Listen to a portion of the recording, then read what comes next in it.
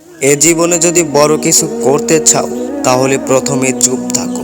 আমাদের জীবনে এমন এমন সিচুয়েশন আসে, যেসব সিচুয়েশনে চুপ থাকা ছাড়া কিছু উপায় থাকে না।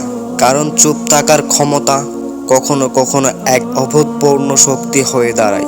শব্দহীনতার মাঝে আমরা খুঁজে পাই এক অন্যরকম শান্তি।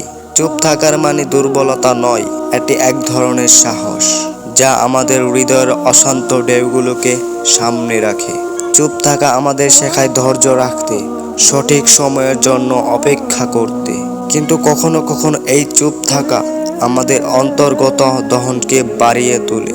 যে অনুভূতিগুলো কথা হয়ে প্রকাশ পেতে চেয়েছিল, সেই সব অনুভূতিগুলো আবদ্ধ থেকে ক্রমে ভারী হয়ে ওঠে। একটি শব্দ না বলার পেছনে কত অজানা গল্প লুকিয়ে থাকে, কখনো অপরাধ বোধের, কখনো আবার অপার ভালোবাসা।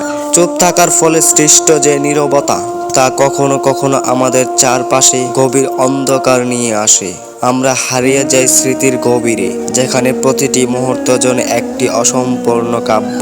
এমনও হতে পারে আমাদের মনের প্রতিটি স্পন্দন চুপ থাকার মাধ্যমে নিজ সুর সৃষ্টি করে। সে সুর কখনো কান্নার, কখনো দীর্ঘশ্বাসের, কখনো আবার হারানো স্বপ্নের। চুপ থাকার শক্তি যেন এক ধরনের আশ্রয় দেয়, তেমনি এটি আমাদের একাকিত্বের পথে ঠেলে দিতে পারে। থাকার ভেতরে দিয়ে আমরা প্রিয় মানুষগুলো হারিয়ে ফেলি, কারণ তারা হয়তো বুঝতে পারে না আমাদের এই নীরবতার অর্থ।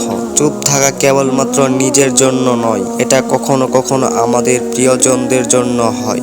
আমরা তাদের কষ্ট দিতেও চাই না, আবার নিজেদের অনুভূতিগুলোকে তাদের কাছে প্রকাশ করতেও পারি না। এই দ্বন্দ্বে আমরা নিজেদের হারিয়ে ফেলি। জীবনে যদি বড় কিছু করতে চাও তাহলে কিছু কিছু জায়গায় চুপ থেকো।